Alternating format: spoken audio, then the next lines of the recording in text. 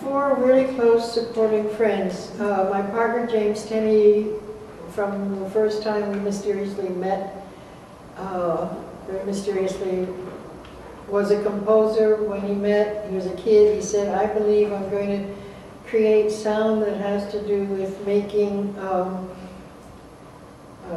space into time. And I said, oh, I'm a painter, I'm going to make time into space. Oh, that's beautiful. And around us were musicians, Phil Glass, Philip Kohner, Malcolm Goldstein, who were passionate about my work.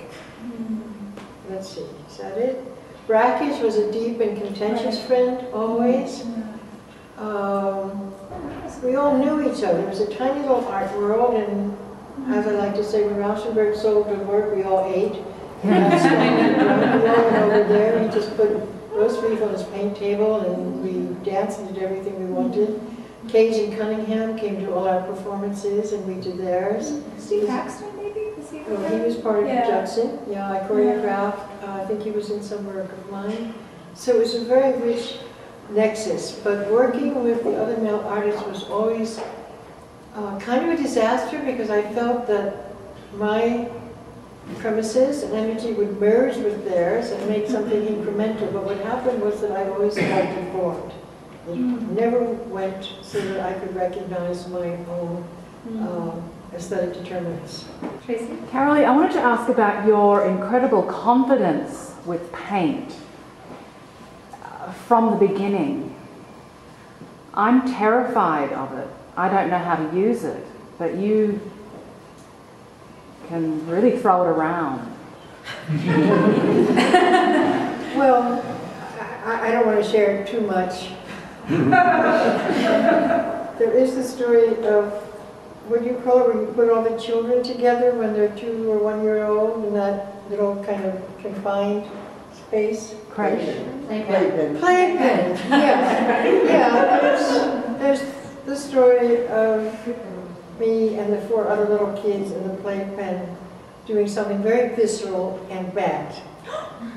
But that sense of tactility and interaction with material can start very early if it's not completely suppressed or displaced. Paint. I don't know.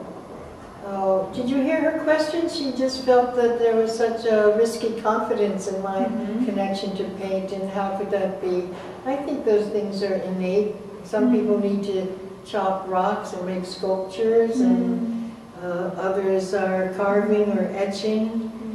Paint was always like an essence. It's alive, it's visceral, it gives me the potential momentum, the layering, superimposition. It does everything I can dream of. But I have great doubt about it. I never feel confident. You know, for instance, when you look at body collage, I sat on that for about 18 years. I just wouldn't let anybody look at it. I didn't know what it was. But the one that supersedes everything is the tremendous confidence, not in paint, but in everything. I mean, one of the things that's so striking to me is how you survived as an artist. And, I mean, I had a very different, my story's very different a couple of years later, but very similar, except I was one of the boys. And so, and I suddenly realized that there was something really queer about me, because I wasn't, but I was accepted, but within in a small framework in Philadelphia, my Philadelphia art school experience.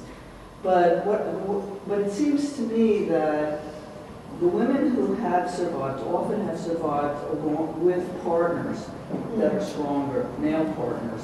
And that seems to have been a root, which, you know, even though you were involved with a lot of these male artists in a variety of ways, that it wasn't your ticket through to, you know, your, and so what I keep coming back to is this incredible, you know, really internal strength that you have and persistence, and it's really quite remarkable.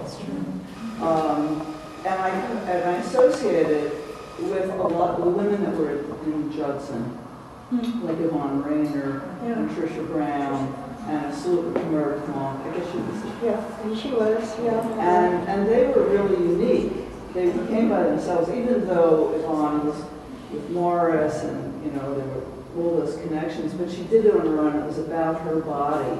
And then I started thinking, and this is all happening, I'm thinking all these things as this talk is going on, is that it has so much to do with your body. You know, the pain has to do with your body. The strength, in a way, seems to be so physical and come from, almost it feels like it originates in your body. Probably, but it also has to do with the stubborn determination that I needed to see these things that I could make, and if I couldn't make them, I was miserable, and so I was more miserable not making them than being rejected by anybody who might be helpful.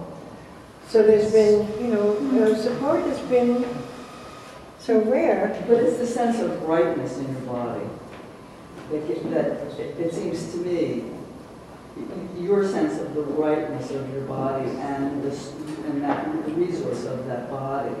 Well, it's the I in the body. You know, I keep saying it's the I, it's the EYE. That's what drives it, and the body can back that up. Well, okay, to the bar, and thanks everybody for being here.